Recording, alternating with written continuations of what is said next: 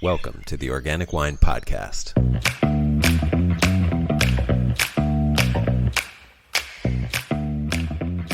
Hello, this is Adam Huss coming to you from Los Angeles. Thanks so much for listening. Thorson Mccarthy is my guest for this episode, and he's perhaps the first bicoastal winemaker that I've interviewed. Okay, he's not actually a bicoastal winemaker, but he has made wine on both coasts, first in California and now in New York. His project is Artemis Botanical, and you can probably tell from the name that he doesn't just make wine. Vermouth and now cider are part of his repertoire, and he's equally thoughtful about them all. Ian is deeply rooted in natural winemaking, so much so that if you tested him on how to add sulfur to wine, he might fail. In this conversation, we talk about why he decided to move his winemaking to New York, why he decided to work with grapes that were not organically grown for the first time this year, and the importance of this to actually making a difference with his winemaking. Ian asked me some great questions too, and this conversation ranged into new territory that I think is very helpful in grappling with some complex issues. I'm really grateful Ian was willing to explore these things with me, and I can't wait to see what this new chapter of his wine life will bring. Enjoy! Hey, one other thing I just wanted to say, because we do talk about distillation of various types in this episode, please do not attempt distillation at home without the proper training, licensure, and just all of the safety precautions that are necessary, because it is a very dangerous process potentially, and you can harm yourself and others seriously in many ways through distillation, both the process and the product that results from it. So just that little warning, don't try this at home unless you are properly prepared, trained, and licensed. Thanks and enjoy.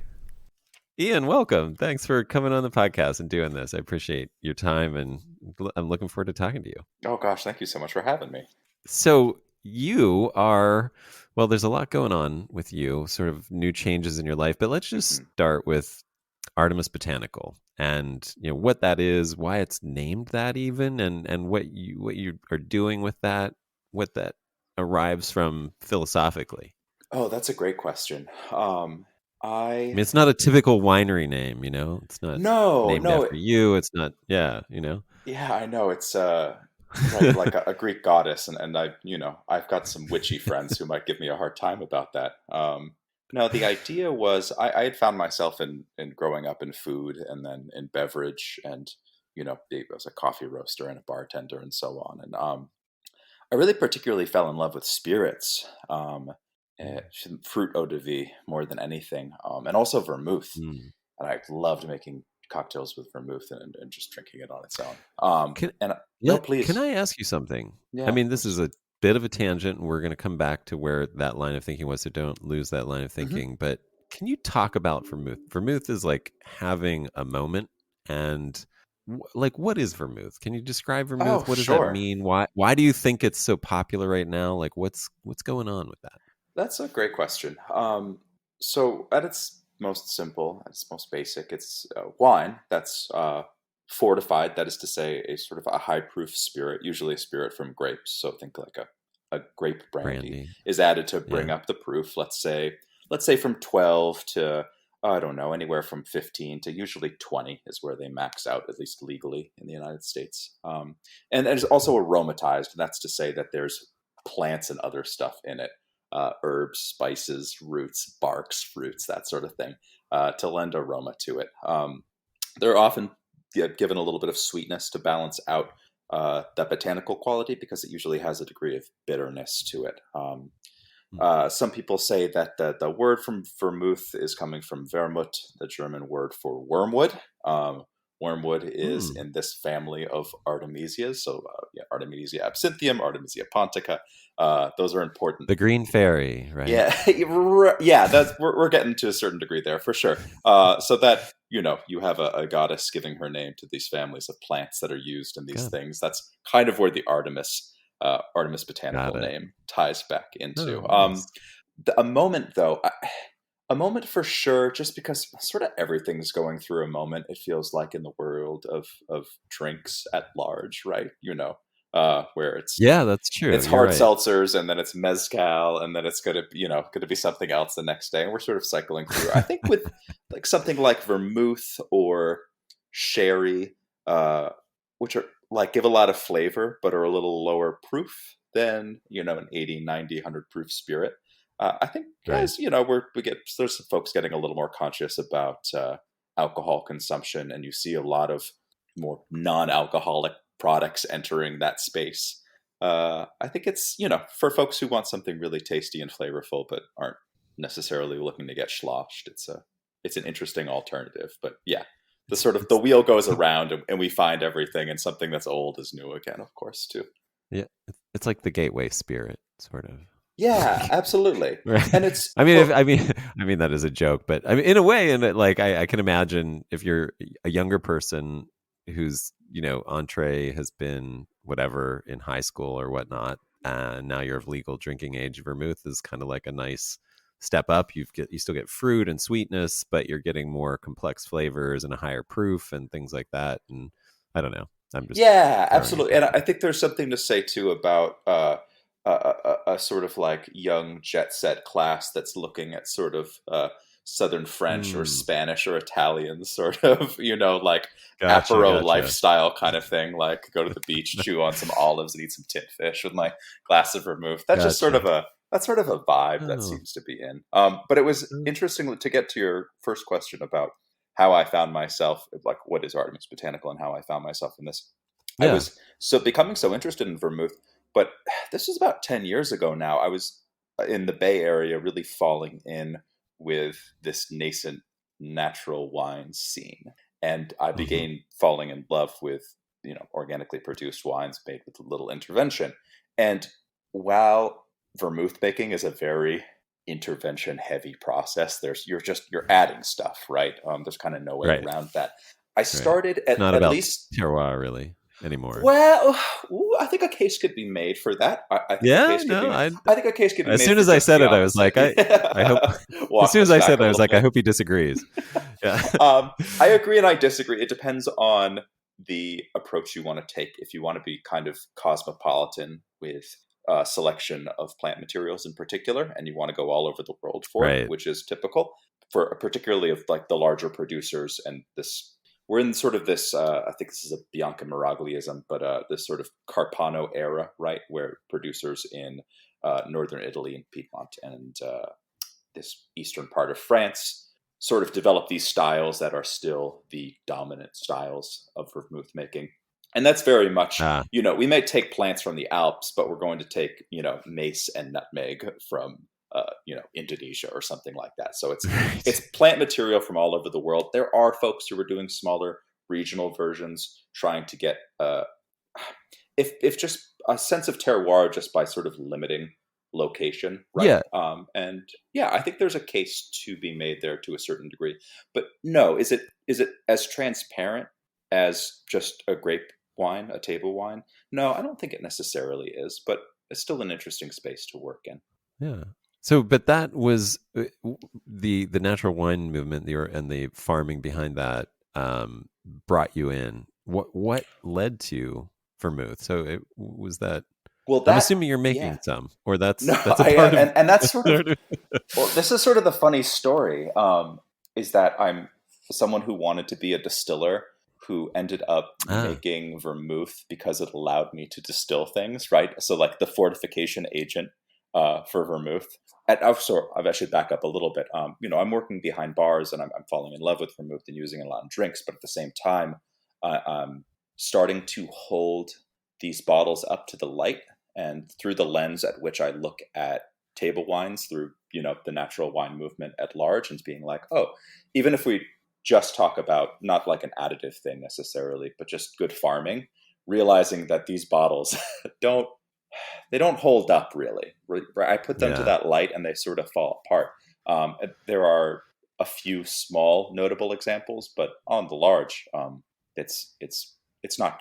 They're mass produced products like right, the vast majority of spirits too, right? right, So I had right. this like I want to be making ecological spirits from organically produced fruit, and vermouth was sort of an extension of that. If I want to be distilling, vermouth's a good outlet. I can use this in cocktails. I can use this myself, right, behind bars that I'm working at.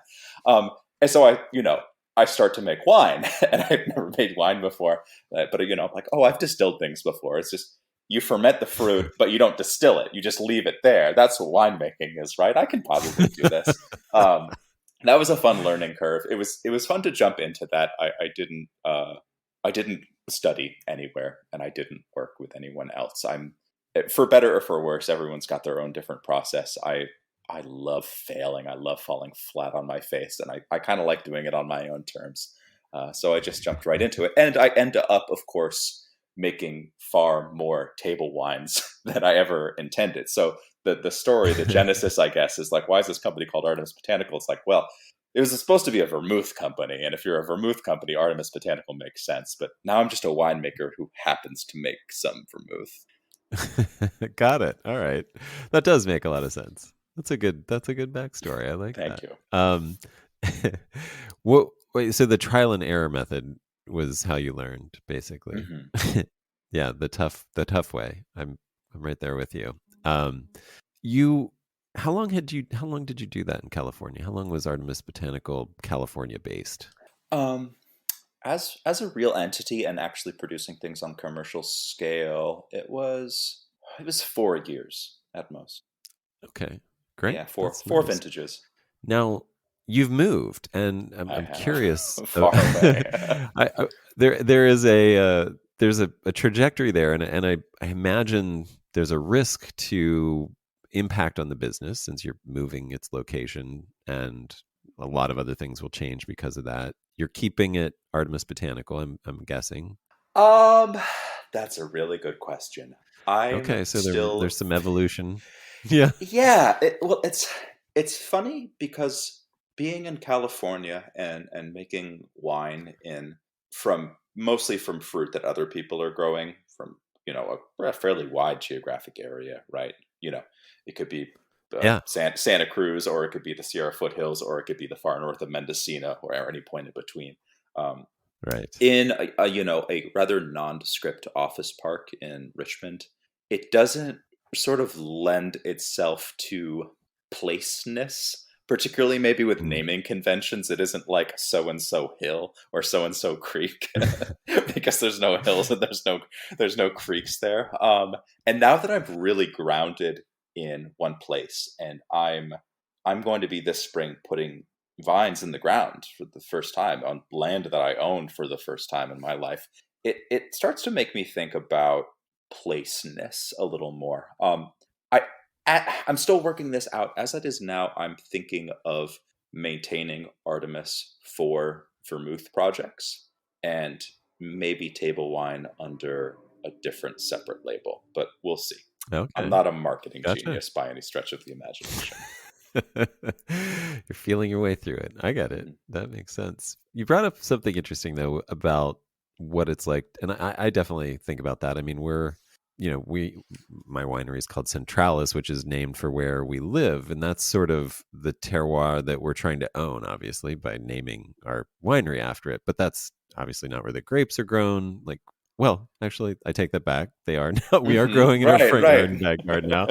But no. To your point, it's we of course buy grapes from many different vineyards all around Southern California and even into the Central Coast.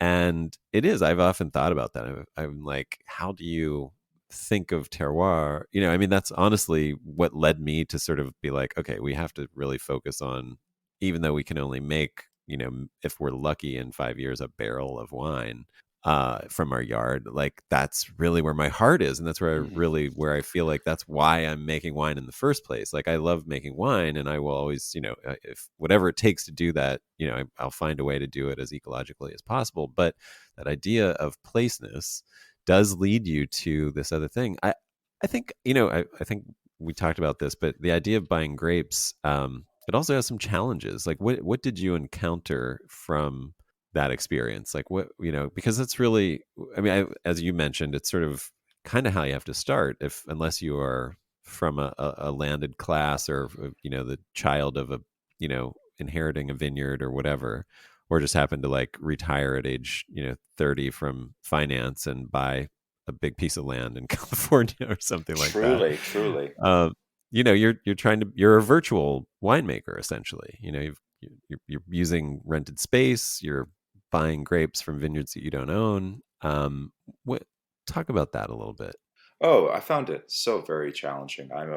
As kind of a maker and a tinkerer, I'm kind of a control freak in all aspects of life, actually, and wanting to sort of dial things in a way, but not necessarily having that control. I generally find really frustrating. Um, Yeah. you're absolutely right, though. It's particularly in a place like California, and my partner and I, we came out here. Gosh, it's been just 7 months now. Before that, when we were sort of like, okay, what's the plan here? What's the play? We kind of came to this quick realization that for us at least, California couldn't be it. Part of that is Mm. climate, truth told. Part of that is drought and fires and temperature. Yeah. But the big part of that was cost, and that didn't feel like it was going to go anywhere. It just we were never going to Live it up. buy 15 acres and a house to live in with the money that we had saved up. So we found ourselves looking further away and cheaper and further north, to sort of thinking long term about the future, right? This is a cold place to grow grapes right now, and it's slowly going to become a warmer and warmer place. No, Right. the challenges were, I don't know. I really hated that part of it to a certain degree, but also loved it. It was so fulfilling to make good relationships with farmers, Yeah. right? Um, Yeah. and part of that's like a back and forth, a sort of an outsider learning the realities, like coming in with ideal versions of like, this is how I want this to work, and then having someone who Right. has actual experience at it let me know what's up, but at the same time Right. um, encourage growth in certain ways agriculturally, but also economically, because we as winemakers, as sort of like negos winemakers here, are in to a certain degree kind of taking grapes to market, right? And if we can find different, better, more sort of like sustainable long-term outlets for that fruit. I'm thinking of a fellow, this wonderful farmer in Lodi around Campo that I was buying grapes from.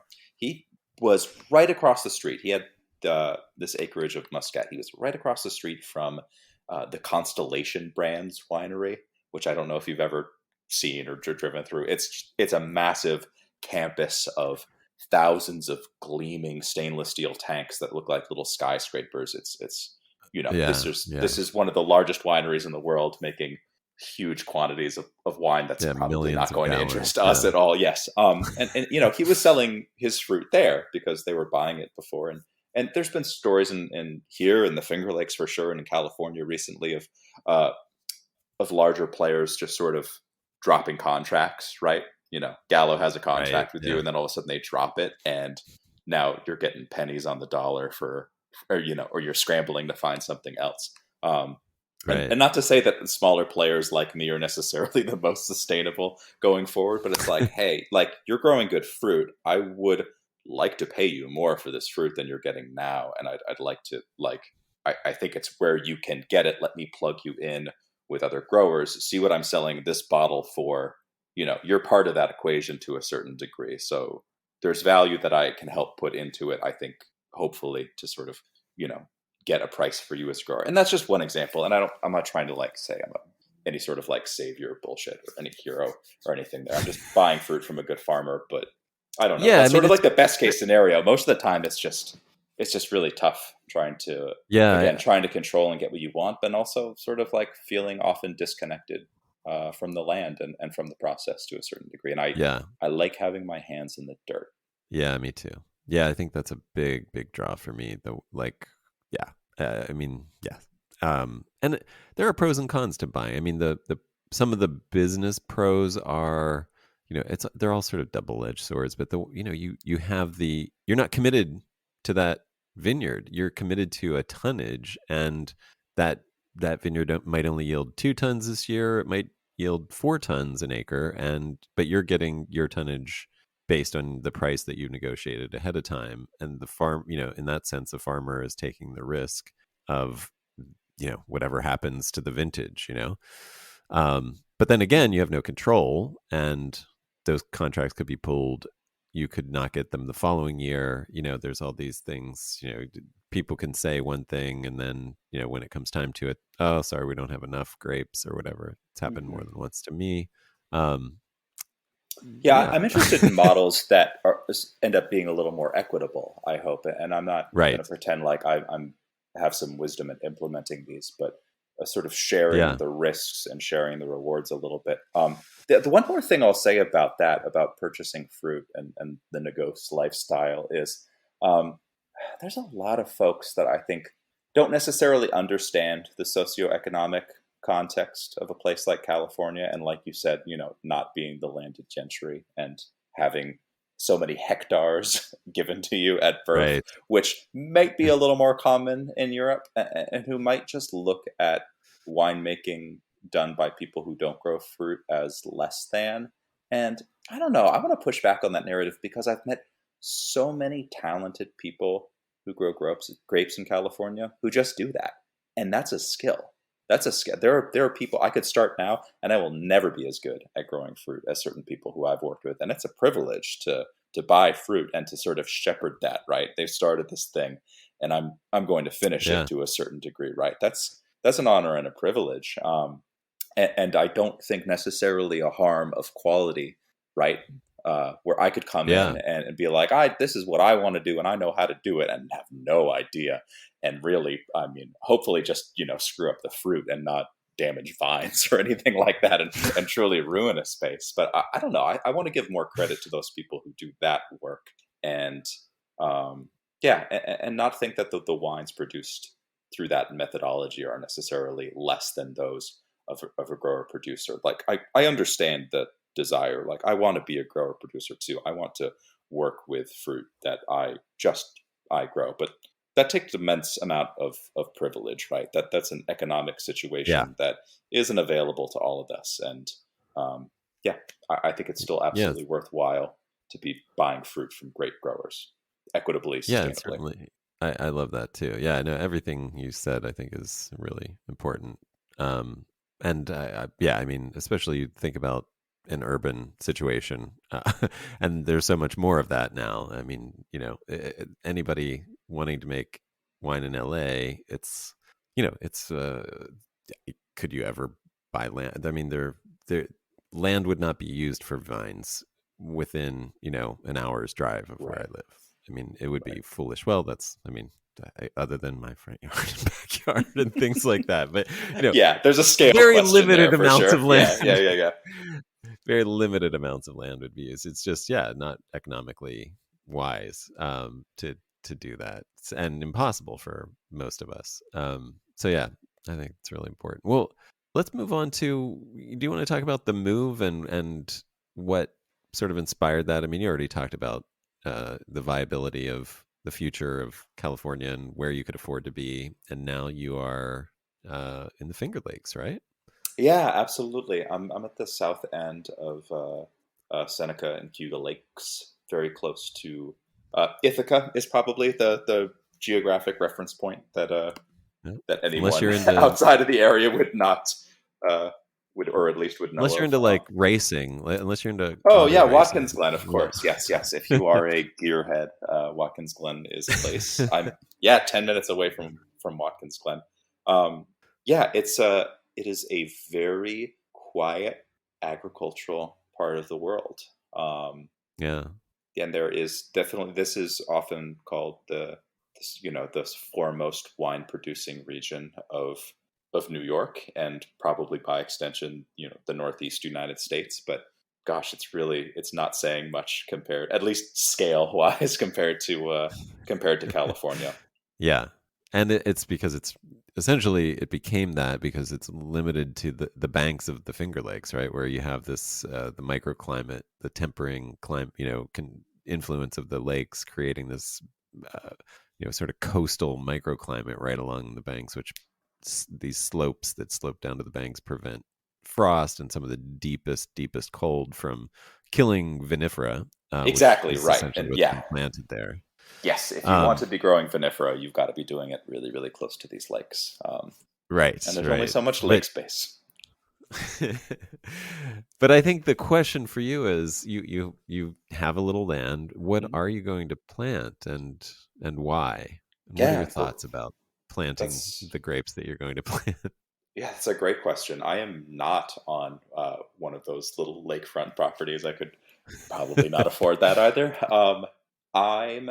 I'm just going to be planting hybrids. I'm going to be planting 3 acres of hybrid grapes this spring, and that is a decision about where I am specifically. I'm not throwing a stone and hitting a body of water, so I don't have that moderating effect, right? But also, and this feels a little strange because I'm very much an outsider here, and I'm new to this place, and there are people who've been here a long time doing good work. So it feels strange to be coming in and saying, "Wow, look at all this work you're all doing. I would sure do it differently," but I've got kind of a fly in the ointment personality sometimes. But I'm seeing change here. So this last year, I actually got to make some wine, some from both grapes and from apples, and I was plugging into the community here, and it was so challenging. It was a very wet, very humid year, and the pressure from mold, black rot, mildew was really off the chart. Even for conventional growers, they're just out there spraying constantly, and it's not enough. And there's a lot of fruit on vines still. And I'm worried that... Sorry, go on. A lot of fruit on vines because you wouldn't want to pick it or use it for anything because it was too far gone. You fight the battle, and sometimes you win, or you win enough, and then sometimes you just lose. And there's a good deal of fruit lost, it seemed. I don't have numbers on that necessarily, so I don't want to say too much, but it seems like that is where this place is going as far as the climate is concerned. We can expect it to get warmer, and we can expect it to get wetter. And that this is already, if you come here in the summertime, it's beautiful. It can be very wet and very humid, though, and that's a challenge, particularly for vinifera. So I come here to a certain degree. It sounds kind of dramatic, but as I talk to friends, particularly friends who are still in California, I'm recognizing that it's the start of sort of climate refugeeism to a certain degree, and not necessarily so immediate. But I was thinking about what is 20 or 30 years from now going to look like, and again, recognizing that that's an immense privilege to be thinking that long out. But getting to the place in my life, slowing down a little bit, getting older, starting to get at least a little more financially stable. What is this going to look like? And not liking the answers in California, right? And coming here and still asking that question, not being like, okay, great, we escaped, the story's over, this place is wonderful, but recognizing that this place is changing too, and trying to get a sense of where that change is going and get out ahead of it as much as possible. So this gets me thinking about resiliency. Resiliency of communities, resiliency of food system, of agriculture, and of, in my particular case here, of viticulture for sure. What's the thing that I can do to get out ahead of the problem? So hybrids come in because, well, first, there are a lot of really cold hardy hybrids, which is really nice. Even here, even if you're right up on the lakes, sometimes really there are years where terrible cold snaps happen, and a lot of vines die. A lot of the Riesling or Cab Franc dies, and you've got to replant. And they hill up the vines at the graft union, go through the tractor and plow to sort of to cover them in little dirt blankets, right? And that's an annual thing here. That's like a standard practice. But even that doesn't work sometimes. So I was thinking about that. So cold hardiness is something that hybrids can really offer, and then disease resistance more than anything, right? And that's about making sure that there is fruit, and that's sort of the viability problem, right? That's the economic sustainability thing. If you're growing things, you'd like to harvest them. That lets you do it the next year, and so on. But also from in small ways from an environmental standpoint, right? If I don't need to drive a tractor through rows spraying, organic things, sulfur, stylet oil, hydrogen dioxide, whatever the case may be. Yeah. That's less fuel consumption. That's less labor hours. That's less compaction of the soil. You get the idea. So having vineyards that can take this abuse, right, of whatever Mother Nature is going to throw at us, and really thrive seems like the way to do it for me. And that's, people are saying hybrids are the future. And I think that's what they mean. And what I'm seeing now, even just 1 year like this is like, okay, this future is going to come sooner than maybe a lot of us think. And I want to start planning for it right now. Yeah. Yeah, it certainly seems that way. I think there is an urgency that quite a few people don't realize yet. But yeah, and especially when it comes to perennial crops that are, 3, 4, 5, 6, 7 years in the fruiting. If we're talking about orchards versus vineyards, then orchards and vineyards. It's the time is now. There is no more time to wait, honestly, to start thinking about this stuff. I mean, it's time to stop thinking, honestly, and start acting. It's I have a very similar thing, and I think we've talked about that a little bit. And I'm curious, how did apple wine making, cider making go for you? Mm-hmm. Oh, really well. As a totally changing gears there, I'm just curious how was that your first experience? No, I had made some cider previously in California. No, that was really exciting. That was sort of expected, recognizing that there's lots of lots of abandoned orchards. There's lots of genetic material here. This is sort of apple country to a certain degree. That was really feral trees. Yeah, absolutely. And that was the most exciting. That was maybe the most exciting part of the year. Actually, was I literally printed out these little cards and stuck them in people's mailboxes. Just down the county roads here where I live. It's like, hi, my name's Ian. I'm your neighbor. I want your apples. If you've got any apples in your trees, let me know. I'll come shake them down. When it's done, I'll give you some bottles of cider. And I got dozens and dozens and dozens of responses to that. And just, I met all my neighbors. I got to explore this place, drive down little corners that I would never, so I can shake down a few trees and, some truly, truly boring apples, and then some life affirming, things flavors I never knew could be available in a tree fruit like that. So that was really exciting. I'm looking forward to exploring that more. Cider, apple wine, whatever we want to call it, is really exciting to me too, as it feels more like a project that you sort of get to be. I don't know if I have the words for this quite yet, but there's so many exciting apples I worked with that some of them had names, but maybe a fraction of them had names. They're sort of they're wild, they're feral things. It's just the genetic reproduction of apples being so interesting. Of course, like an apple falls, it's got seeds in it. The seeds are not going to be the same thing as grew on that tree. It's going to be something entirely different. So the possibility for diversity, absolutely explodes. Just like going out in the woods, finding a fruit that's really fantastic, getting some scion wood, grafting that onto something else, sort of replicating this process. It's sort of like I don't know, like some folks talk about Massal selection in grape growing, right? And sort of, right. I liked this one, so we're going to do more of that. And then getting this sort of, you're working with nature, you're trying to master it to a certain degree, but mostly you're working with this and helping sort of create and establish an identity to a certain degree, at least, genetics and flavor wise. I think that's really exciting. So I'm looking much forward to doing more of that. I love that. Now, considering the everything that you're considering in terms of what to plant as far as vines go in your 3 acres, what are your thoughts about the trellising that you're going to use? What are the considerations, and what are you going to do in terms of both affordability, any consideration? Go down the line. I know it's I don't know. There's so many thoughts I could suggest, but I'll just leave it as a blank thing?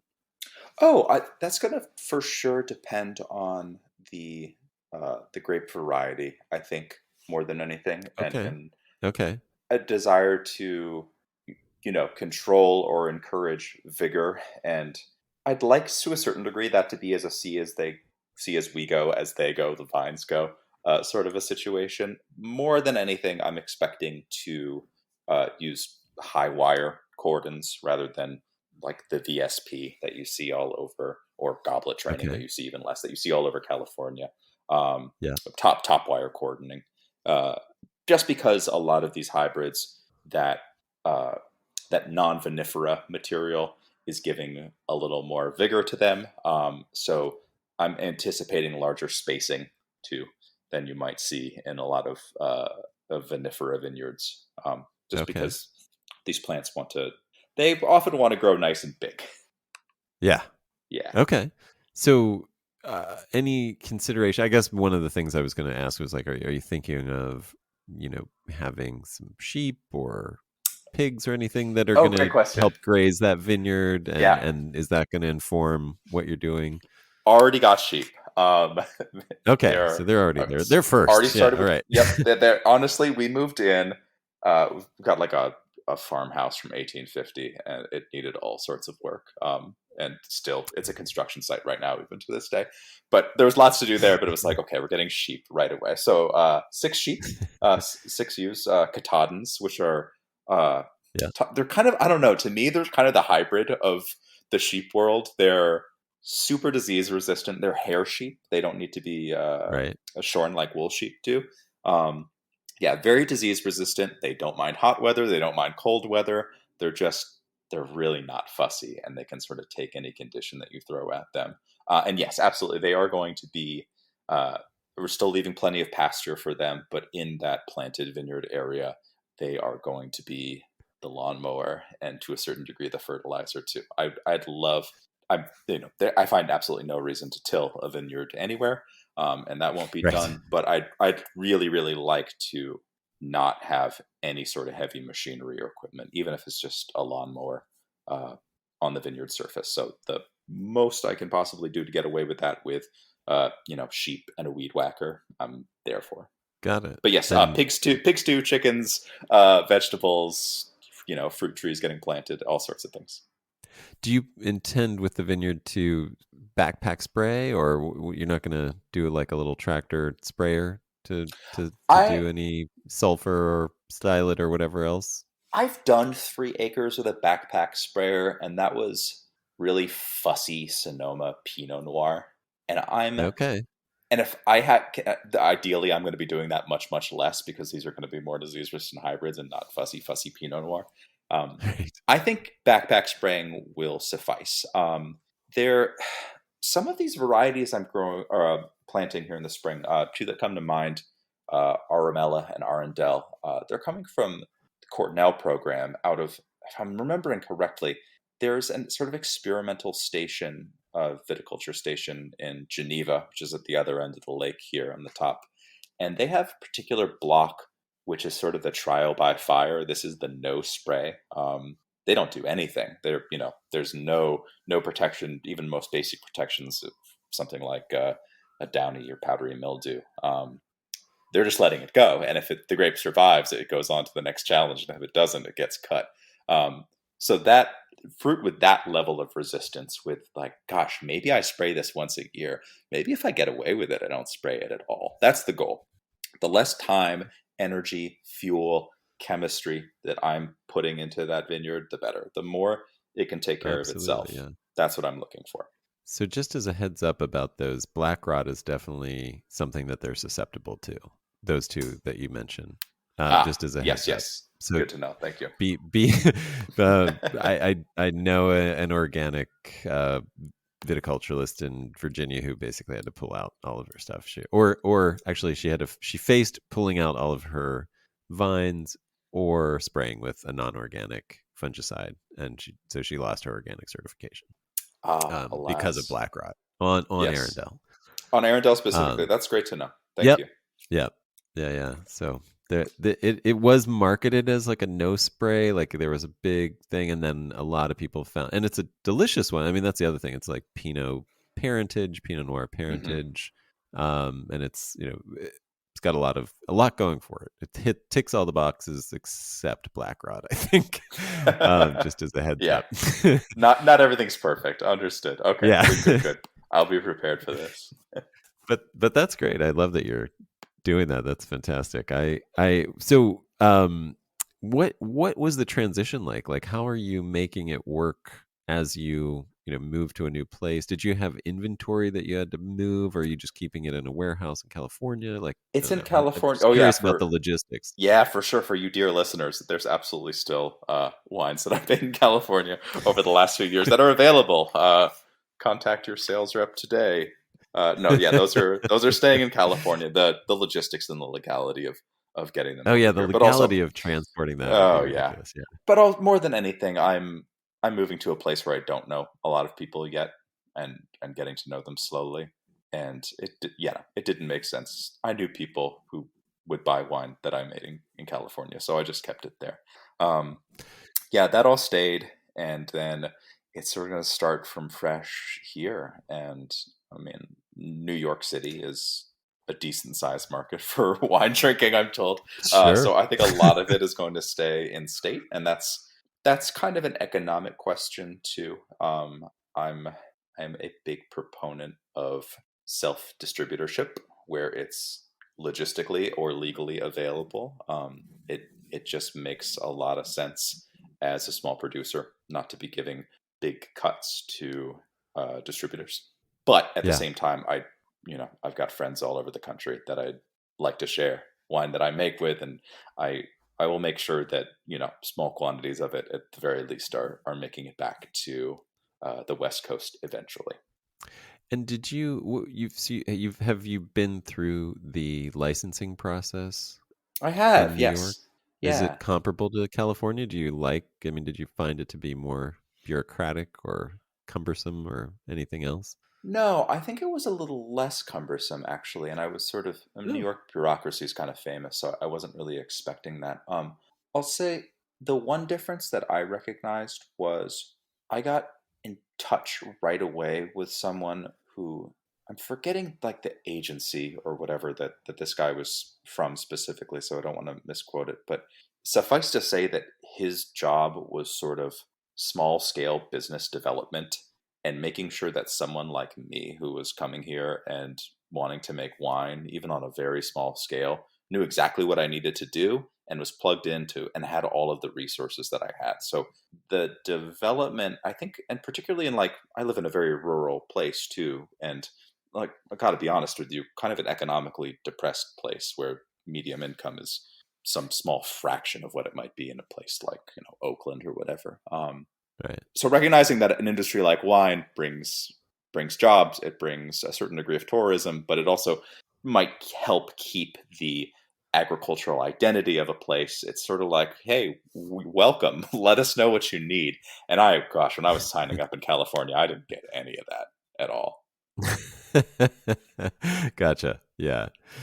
That's interesting. And are you doing a distillery license as well? That's a great question. I know. Here I am, the distiller turned winemaker who doesn't even have a still anymore. I'm actively in touch and communicating with folks that have established distilleries in the area here, and trying to essentially, this is hard. A lot of distilleries love doing contract stuff. You're like, I want a luxury vodka label. And they're like, cool, let us distill, package, whatever brand label. You go out and sell it or put your face on it or whatever. But I'm like, oh, hey, I think I know how to do this. Can I just use your very expensive equipment and do it the way I want to do it? Not everyone likes that or is looking for that relationship. So I'm actively seeking the right relationship with a distillery that'll let me essentially, I guess, rent time on their equipment, and then figuring out all the legality around that, because different spaces. Again, we need to bore people too much with alcohol regulation stuff, but that's the goal, because yes, I particularly want to be distilling fruit. I previous in California, I had made fruit brandy eau de vie, from apples, from apricots, lots of grappa. I really love making grappa. It gets such a bad rap, but I think it's so pretty and such a great stream for what is otherwise a waste product, right? Like eventually it's going on a compost pile, so waste is relative, but economically waste. Piquette, of course, being the other avenue there, right? But yeah, I would love it if people were drinking more grappa, and I'd love the opportunity to be making more of it in the future. Have you played around with Apple Jack, where you're freezing the juice or anything like that, where instead of a heat distillation, it's a cold distillation? Yeah, cryodistillation. Cryodistillation. There you go. Yeah, that just makes it sound really fancy and scientific, right? Doesn't it? We're freezing stuff over here. I haven't.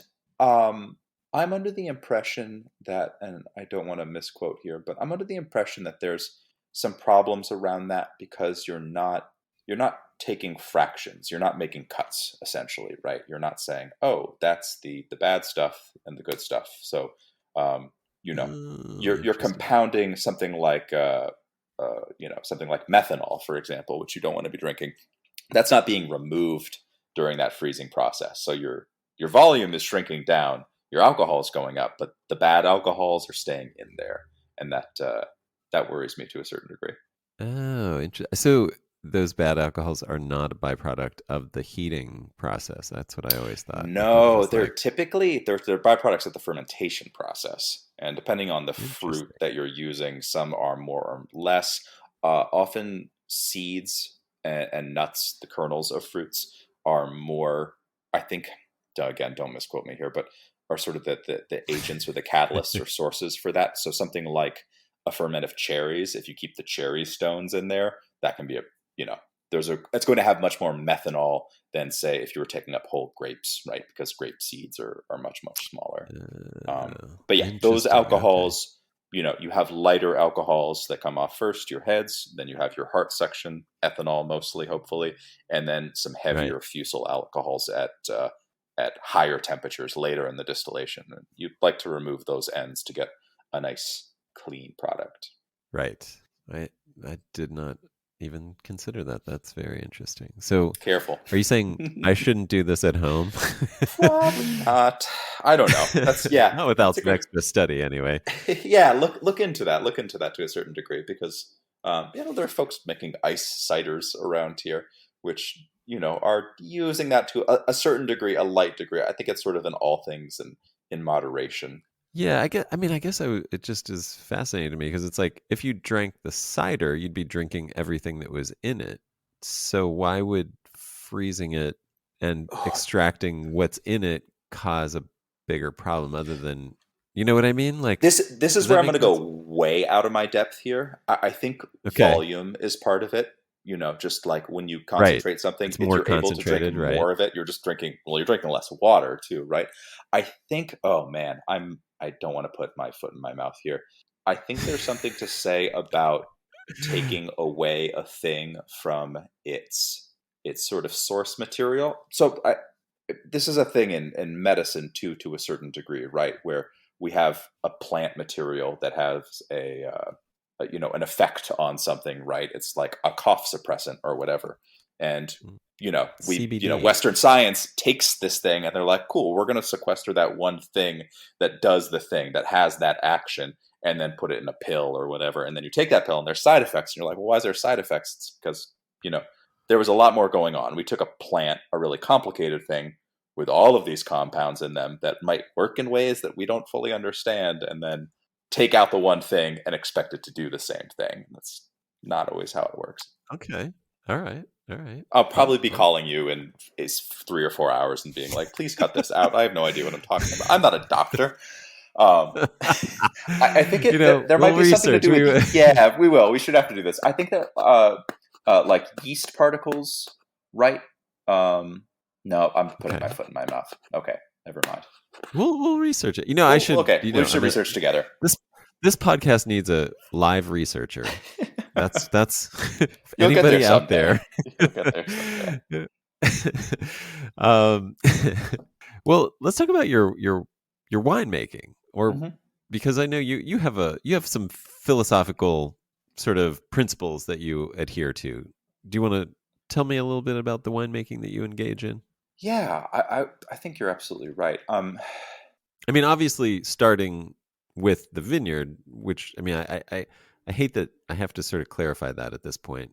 Maybe I don't on this podcast, but when I talk about winemaking, maybe I should just say wine growing or something like that, because hmm obviously, I think there's a foundation that really begins in the vineyard and the earth, the soil, the whole foundational aspect of the agriculture behind getting those grapes to the point where you can do anything with them. But let's take it from there anyway. I think you've already talked about what you want to do in terms of the farming and what that means to you and what your values are there.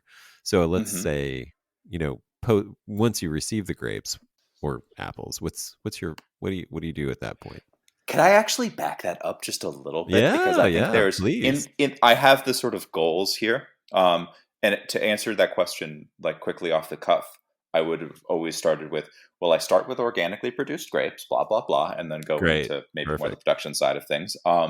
And that's exactly what happened in California for sure. And yes, I've talked a little bit about what I mean 3-4 years from now, when the fruit here is starting to come online, how things are going to be, regenerative agriculture, no-till, hybrids, let nature do as much as it possibly can, interfere as little as possible, make it like truly uh, resilient to climate change as much as possible. Sheep, blah blah blah. Checking off all of the boxes.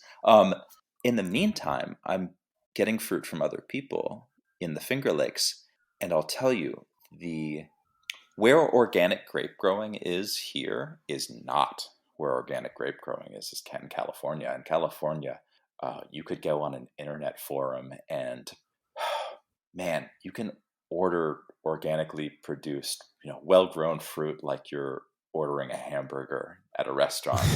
And pick the variety you want. If you want Yeah. Verdelho, if you want Muscat, if you want Aglianico, whatever, you can have it. Yeah. It's out there. Yeah.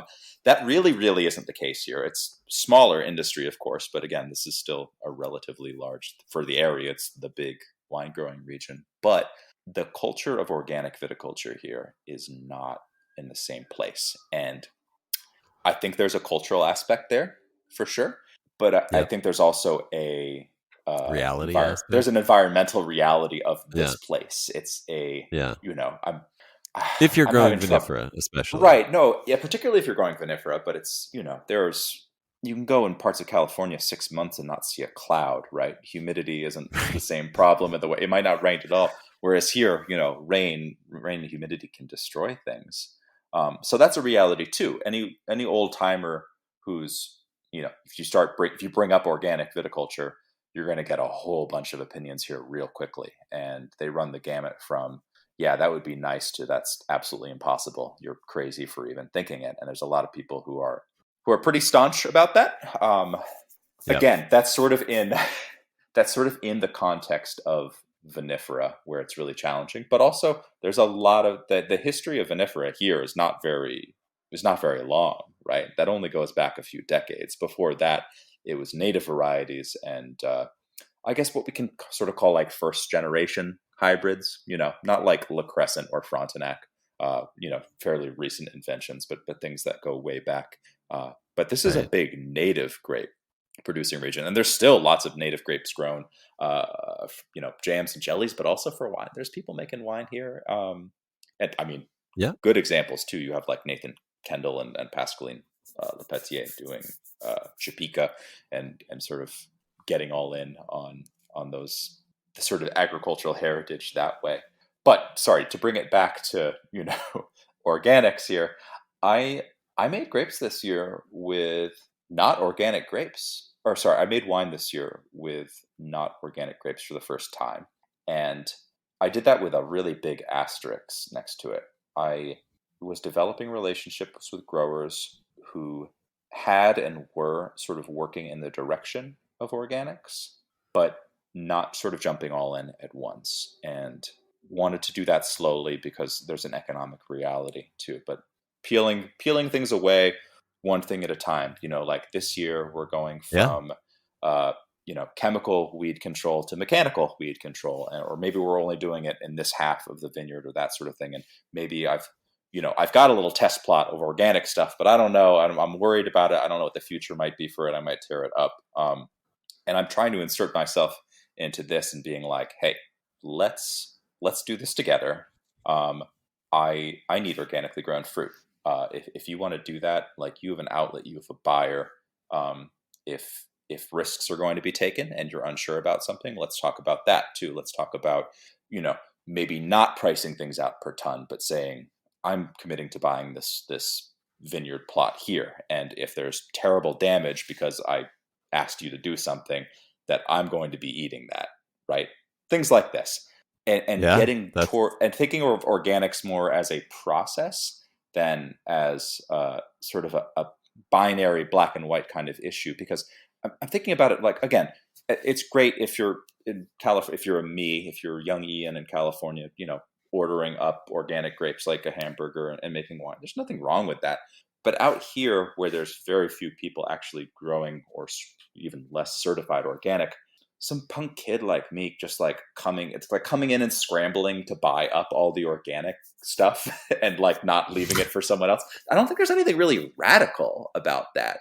You know what I mean? I don't think there's anything particularly progressive. I think the real good work that can be done is being part of a culture and a community that's taking vineyard acres, vine by vine, out of conventional production and putting them into organic production. And to do that, you have to be engaging with farmers who might have just a straight up conventional mindset or a organo-curious mindset, right? I wouldn't buy fruit from anyone who I didn't think had the possibility of getting there or was interested in getting there. Does that make sense? And I've run into those people who are right. I'm organic, except I do this, this, and this. And I'm not going to change doing this, this, and this, because I think this is absolutely essential. And I'm very happy with my methodology and the quality of the grapes that I grow. I'd be like, that's, fantastic. Right. Good work. Have a nice day. I'm not going to be, I don't think I have any work that I can do there. I don't think I can plug in a meaningful way there.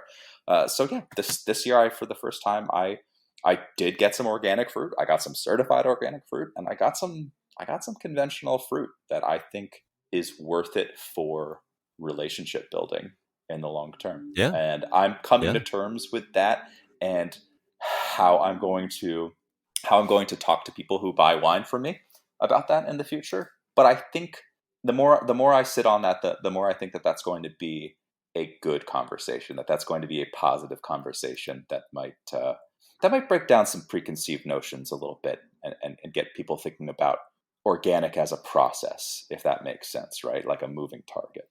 Yeah. Yeah, no, I think I applaud that thoughtfulness that you approach that with. I found myself in a similar position moving our production to LA this year. There's just, I think there are, if I'm correct, and I think I am correct, there are no certified organic vineyards in LA County. And, there's various degrees of that. There are people who just, are in the desert and all they're doing is adding fertilizer because, all you need is water. I mean, there's literally no pressure of anything up there. To like, I think in Malibu, they're farming full conventional, or, there's various degrees of it anyway. But I mean, that was a choice. For us, it's like, it was a carbon footprint thing. It's like we were committed to being local. We want, we really see the value in that. And it was like, if we're doing that, then we can't make from certified organic vineyards. I mean, we did find some just across the county line in San Bernardino County. That's still very local to us. Still the same distance that we're driving within LA County to get grapes. But and I think can I ask you a question along those lines? Actually, how do you? Because I'm coming to terms with this too, and reconciling wanting to be as much as possible part of developing sustainable, like truly sustainable, climate resilient regional food systems. How do you feel as a winemaker saying like, yeah, I buy local fruit to make wine here, and then the wine goes halfway across the world? How do you feel about that? And do you think about, like, in terms of ratios, being like, cool, I'll only send 5% of this to Stockholm or Oslo or whatever, or, and the rest has to be consumed in California, or I'll sell regional, I'll sell here first. And then when I run out of market, what do I stop making wine, or do I make less wine next year, or do I expand that market outward and try and find where am I comfortable going to, where am I not comfortable going to, that sort of a thing. I think that's a fantastic question. I do think about that. I don't think I have the answer. I mean, we're not big enough we're not international at this point, but we are, we are sending wine to New York, and that's, I mean, there's some statistics that show, sending a truck across the country is a larger carbon footprint than a ship from France to New York. So, it's technically New Yorkers might want to just be drinking French wine rather than California wine at this point for carbon reasons.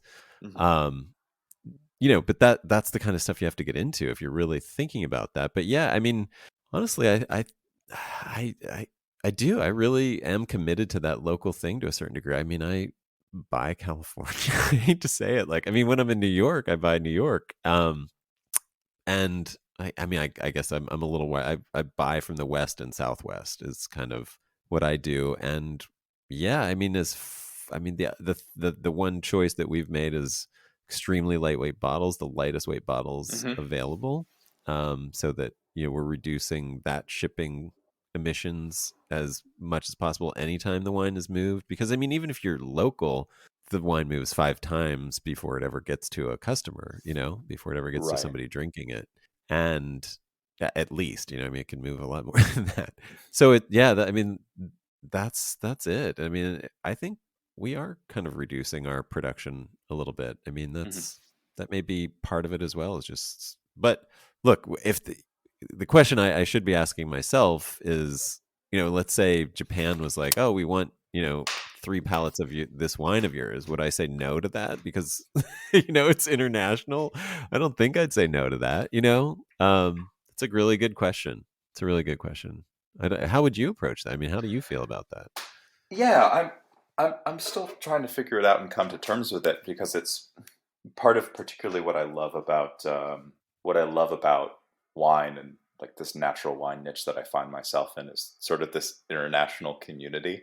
And I might not see people for years, but we find ourselves together in the same place. We're old friends that it's sometimes like a day hasn't passed, but there you can sort of have that tangential relationship to by drinking each other's wines. And I find there's something really, really culturally satisfying about that. And I don't think I could ever give that up entirely. I think for me, it's, as a consumer, it's starting to think more about wine that's been on a boat as more an occasional pleasure than sort of an everyday. And if I say were to walk into a wine shop in New York, I wouldn't go straight to, the wall of like the Loire or Ardèche or Catalonia or wherever, that I might be like, okay, let's look at, for daily drinking, let's look at New York. Let's look at more of the local stuff here. But as a seller of wine, right, what is that? Am I going to say like, no, Japan, 3 pallets is too much? I don't really know. I've had the thought of sort of breaking that up in terms of like ratios to a certain degree, or percentages. But I'm also, I don't think I'm that far advanced as sort of a seller of wine where I can be like, you can have it, but you can't. I've actually got some wine I need to sell to pay some bills, and whoever wants to buy it can absolutely buy it. Yeah, I mean that's a reality, right? I mean that's why I think it's such a great question, because it does put those two values against each other, like the obvious need to survive and sustain yourself as a business and make money to be able to continue to make wine, versus these ecological values. And I think it is a great question for that reason. Well, that's sort of can I like connect that back to where I am in the Finger Lakes here? Because that's a thought that I've had when I'm talking to people. So not to like, I'm not a Finger Lakes historian, so I'm not even going to pretend here, but I had mentioned previously that, there is a history here of native and hybrid grapes, and then vinifera is sort of a more recent thing. And while it might be a wine region that some people know of, it's still a place trying to establish itself. And I think from kind of a collective marketing perspective, it's a region that's really hung its hat on Riesling and wants to be known as a world-class location for Riesling. And I understand the economic imperative of that, but when I think about the challenges of climate change, it starts to make me question that, as vinifera here for a lot of people seems like an axiom, like the first principle that they're not going to challenge. Like, I asked like, oh, you're spraying these chemicals on this vineyard. It's like, yeah, we have to, or they're going to die.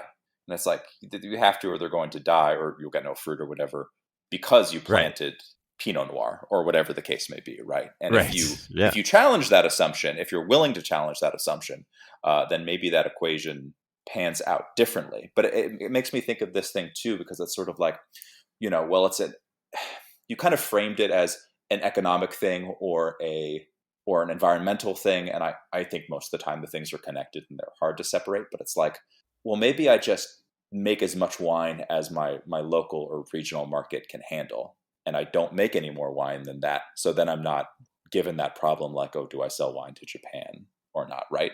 Because I thought coming here, I was like, cool, I'm gonna make organic wine here, and if it's not possible, I'm gonna make beer, or I'm going to like sell kale and cabbage at the farmer's market. I'm going to do something else. I'm committed to organic agricultural production. And if grapes don't work, grapes weren't the axiom for me, right? Grapes weren't the wine. They weren't the first principle that I was going to take for granted.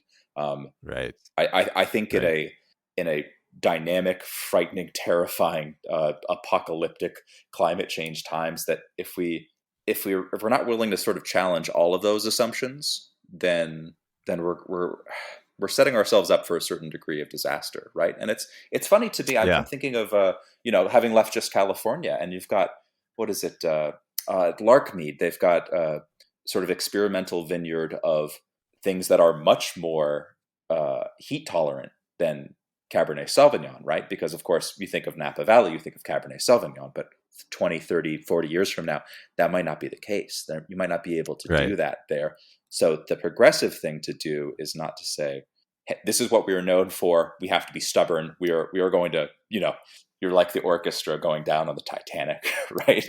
You don't go down on that sinking ship. Like you've got to be adaptable for it. And you've got to be looking towards, the future and what's really going to be possible down the line here. And I worry to a certain degree about a place like this being like, Riesling is it. Riesling is what we will be known for. Because it's like, yeah, unless it's like too humid, and then even you conventional growers can't spray enough, and then there's no Riesling any. You know what I mean? Like, what are we doing here? I often talk about that's like, I don't know why we didn't adopt the French way of doing things, because we adopted their grapes, but we didn't. If we named it the Finger Lakes White or the Finger Lakes Red, you have this flexibility of including anything that works to make that white wine or to make that red wine. Bordeaux is already incorporating new varieties besides the big five red, in their blend, because they've realized with climate change, they have to adapt. And so now they have like peewee varieties and things like that are now allowed by the AOC in Bordeaux. I'm glad to see that that's slowly changing, because there's the attitude in France, particularly up to this point, has sort of been pushing back, particularly on hybrids.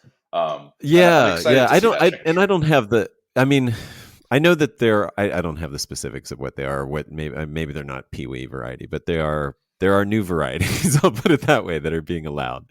But if you step away from varietal names, then you have this huge opportunity to just be a terroir red wine, and whatever does well in that terroir can be grown and used in that red wine. I don't know. I'm just throwing it out there. Maybe I think that's a future for us, because it's like, great. Some hybrids are like, that is the truth of anything. Like, we have such a variety of wonderful apples in this country, because we think you and I were talking about this. Johnny Appleseed floated down the rivers and planted from seed wherever he went, and so the seeds that survived, the trees that grew and survived, were adapted for that area, and we created this whole diversity of new varieties of apples that thrived. And now those apples that thrived and were created these wonderful, delicious new varieties are now need to be grown with like massive conventional agricultural chemicals to be able to thrive again, because 100 years has passed or 150 years has passed. And so it's a process. I think you brought up a process, organic as a process. I think this is the other aspect of it. It's like we have to think not like, oh, let's like obsess over the new, thing that comes out of Cornell. It's like, no, this is going to be an ongoing process because the world will always change, and even if it doesn't change, the bugs will change and the mildew will change, Mm-hmm. and we'll need to continue to include different things. And if we're committed to any one thing, if we aren't committed to diversity and inclusiveness of that diversity, then we're going to fail. At some point we're going to reach the end of that line and fall off the cliff of whatever that one thing that we were committed to was. Anyway, so that's couldn't my agree more. soapbox. Yeah, I'll shut up. Absolutely. Where can we find out more about you? Or what if people do want to try your stuff? Absolutely. What's if you are in California, particularly around either the Bay or Los Angeles, you can absolutely find it if you look hard enough, I'm sure. I need to maybe update the sort of where to purchase stockist section on my website, which doesn't exist. I might get on that right now, actually. That's artemisbotanical.com, not botanicals, not plural, because that's also out there. I noticed, just for anybody trying to find you, it's singular, not plural. Artemis Botanical. Yeah, if someone's trying to sell you bath salts, you're in the wrong spot. I mean, I don't know. Those I've heard they are nice to drink depending on the circumstance, or smoke. I don't know what it is. So Artemis Botanical. Do you have any other presences out there that you want people to follow along on, or not really? Yeah, Instagram would be great. That's okay. And if you want to talk and I don't know you, that's probably the best place to reach out. Yeah, I'm on there on the regular. Okay. Is that Artemis Botanical? I'm on there. Never on there. Yeah. Artemis Botanical. Yes, it is. Artemis Botanical wines. There it is. With the plague mask character. The plague doctor. Yeah. Truly timely. Yeah, for sure. The Avatar little there. Mask, I guess, were often stuffed full of plant material, herbs and such that they thought was going to, clean or filter or out plague. Back when we knew even less than we do now about contagious diseases. Just like the herbs and botanicals in your vermouth will prevent COVID for anybody who drinks it. Oh, please don't. Please. I mean, dude, honestly, truly, I think herbs are the sort of part of a diet that's been, that we don't have that can. No, I'm going to shut up. Actually, I'm going to walk that back entirely. Please do not. I am not giving any medical advice about anything. Please drink in moderation, 21 years or older. Just tempting you to, go out on a limb there. I appreciate that. Good. Well, cool. Thank you so much, Ian. It's a real pleasure. I love talking about these things. Yes, please. Any final closing thoughts? Yeah. Or questions or anything. I hate to plug, but I'm just beginning the search here for a harvest intern or harvest interns for next year. And this seems like a great if anyone wants to reach out. I'm still trying to figure out what exactly that's going to look like, but it would probably, be between September 1st and the end of November, potentially. If, you're interested in, we'll be planting grapes this year, foraging apples, picking other people's fruit, making really low-tech wines. I might be lambing some sheep in the autumn. There'll be lots of vegetables. If you're into, hiking, it's a beautiful place here. Ceramics, woodworking, keeping bees, any of that, all that sort of pastoral fantasy stuff. If that sounds like a fun time for you, then I don't know, reach out. Or if you have like good, strong knowledge that they could add to your to aid you and assist you as well as just physical labor, right? I really don't know what I'm doing, so if you come here and you've got some good ideas, that would be great. Yeah. Awesome. Well, really, I obviously wish you the best of luck with that, and I'm very excited to check back in a little while and see how it's going, and hopefully pop in for a visit as well. Oh, please, open invitation, Adam. I really appreciate your time. Hey, thanks so much for listening. I hope you got as much out of that conversation as I did. I really appreciate your time and attention. I want to introduce you to the Ecological Wine Score. It's a new way of scoring wine that will soon become the only wine score that matters. Now, I know if you're like me, you don't really care about wine scores. They're subjective, they always score certain types and styles of wine higher, and most importantly, they don't take into account the farming behind the wine. I personally don't care if your wine scores 100 points and is considered the best tasting wine on earth if you grew the grapes conventionally with chemical sprays and herbicides. I don't want to drink it. The Ecological Wine Score changes all of this. First of all, the sensory experience of the wine only accounts for 10% of the score, and it's determined by multiple certified wine professionals rather than one appointed expert. And the rest of the score is determined by clear, objective benchmarks that evaluate human and animal welfare, vineyard ecology and terroir preservation, and operations, winemaking, and packaging. I created the Ecological Wine Score because scoring wine based only on its flavor is like awarding the Nobel Prize based on how someone dresses. You can really only judge greatness in context, or the judgment will be meaningless. So check out the Ecological Wine Score at ecologicalwinescore.com. This is the future of wine scoring.